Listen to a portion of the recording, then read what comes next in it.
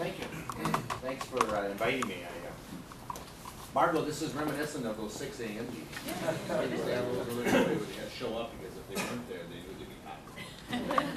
So maybe this is kind of late in the morning for someone. Well, the county has been active, as many of you know, in transit issues, particularly in light rail and in rail fixed guideway transit. Before I want to introduce Carrie Dietzig, who works with me in the office, has been a big help. You know, the Hiawatha light rail line was a county project that started years and years and years ago. These things are difficult, very difficult to do. But it's running, it's operating. North Star meets it down at the new ballpark site, and this is no longer lines on paper. These are like real lines of trains with people on them. So LRT has been an exciting project, but they're expensive. You know, they're what, about $100 million a mile to build them? They're about $1 billion a line, and that adds up quickly. The county joined the other counties and put together the County Transit Improvement Board, and we voted in a sales tax among member counties to help pay for that, which is a huge benefit. Because when we go for federal dollars, the first thing they say is, well, how are you going to pay for the rest of it? As long as we have a funding stream, that's incredible. So that was a larger vote than people realize. Hennepin County is almost 60% of that consortium, so we get the lion's share of that, and we have the lion's share of the votes on that board as well. I think what people are more interested in, or in all in and above, and of course we'll have a lot of time for discussion and interaction, are the county road projects in northeast Minneapolis, not least of which is the bridge. And we also have Marshall, Broadway, Lowry. These are, you know, county roads are big arterial roads that carry large amounts of traffic. And our engineers are always, in good life, wanting to move traffic. And you kind of sometimes they lose sight of the fact that sometimes you're moving traffic to a city that, you know, has houses up to those roads. So they got to be very sensitive to that. And we make them sensitive to that. The Lowry Bridge is, as you know, there's cranes in the water, the bids have been let, and it's being built. You know, it was with some delay and some problems, but it's underway. The legislature gave us $20 million in bonding money. It's over a $100 million project when it's all complete. We lost some stimulus money, so it's kind of a wash with the legislature, but the county plans to backfill all the money. And my goal is to finish it all the way over to 2nd Street in one fell swoop, so we don't have shutdown again. It's going to be a signature bridge. For those of you who haven't seen the renderings, go online. It's at LowryAvenueBridge.com. It'll be a bridge that'll be lit at night with a basket handle arch. So it'll be an interesting bridge to look at. It'll be a bridge that, you know, I mean, they're pounding piles over there, you know, hundreds of feet into the ground, so it's not going to float away like the other one. So that's exciting. In terms of our resurfacing our roads, we added $3 million to our capital budget, to our operating road budget to mill and overlay many miles of our county roads, because they're in no shape. And you know, it's not, the economy's bad, government's going through a reset right now that the legislature, I'm sure Diane will speak briefly about. But we're going to move on, and we're going to survive this, and it's going to be great. You know, northeast Minneapolis is a very special place to live. Listening to the radio, they're talking about this northeast beer that came out. And the people on the radio were saying they were over at one of the pubs over here drinking some northeast beer. And just commenting about what a great place northeast Minneapolis is. And people that live here are genuine, they are. And we are. I live, you know, 3 blocks from here. You got to get Shannon over here.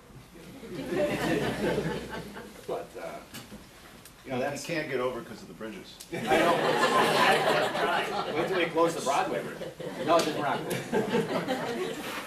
But I want to just, I mean, this is a neat informal group, and I hope I want to make time for discussion and interaction. So with that, let's have some questions. Quickly go out with Adam Harrington, as sure. Say, from Transit. Sure. I'll echo the other speakers. It's a pleasure to be here this morning, and I would agree northeast Minneapolis is a special place. I live here as well, and we have a lot of great things going on as far as transit is concerned. Metro Transit is the largest transit operator in the region, as one of the operating branches of the Metropolitan Council, and so we do a couple different things. We help plan and coordinate the bus and rail lines throughout the region, as well as focusing on our operations and how we can provide better, more efficient bus service to our customers on a day-to-day basis. And one of the interesting things that's happened specifically for Northeast Minneapolis in the last year, actually last couple of years, is we've really invested a number of our capital resources buying hybrid electric buses, which hopefully people noticed on Central Avenue. Every one of those buses, by the end of this year, if they aren't already, will be hybrid buses. So that'll be a major step in the direction of getting quieter, cleaner buses on all of our streets, especially those that focus in downtown on Nicollet Mall. The other advantage is that we've also been buying some of our newer buses are also quieter and cleaner, even though they're not hybrid. So we're able to make some big advances in technology on our bus fleet. So that's been a great thing. The other big project for Northeast Minneapolis that maybe is not so transparent is we've gotten some federal money through the Urban Partnership Grant from USDOT to make some improvements. Part of that was for making the street reconfiguration on Marquette and 2nd Avenue in downtown Minneapolis and constructing some freeway improvements, but also along Central Avenue to make some signal timing investments so that we can try to be more competitive with the car. So there's actual signal priority mechanisms in the signal system up and down Central Avenue that will make that service more reliable and faster. So we're still in the testing phases of it because it was just finished off in December and early this year, but we're hoping to see some positive results in our scheduled time and reliability in that regard. And Central Avenue is one of the largest transit markets in the region as it is, and we run service every 10 minutes with our buses. And we've also added some faster limited stop trips on our new Route 59, which replaces some of the Route 829 buses that were there previously. So we have a broader range of service during the rush hour that will hopefully get people faster up and down the corridor. So we're looking at ways to improve our service, make it faster, cleaner, more reliable. We've also, one of our main jobs, at least one of my main jobs, is partnering with our other agencies around the region, Hennepin County and the city, try and improve those things. And we talked about Hiawatha already and North Star, which are two major investments that have been made over the past 5-6 years.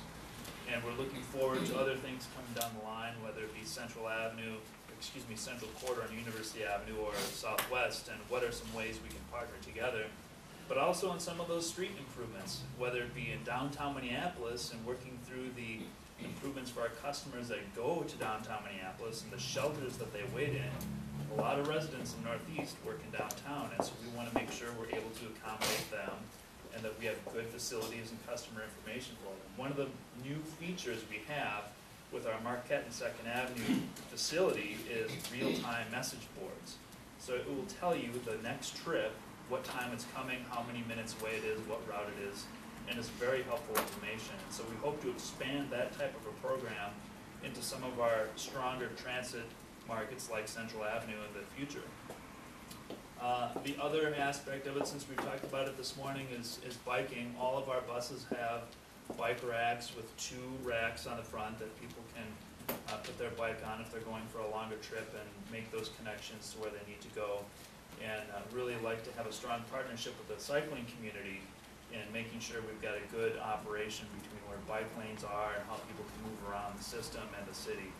So I'll leave it at that. We've got good service in Northeast Minneapolis. I'm happy to take questions on it, and we're always looking for ways that we can be improving our system.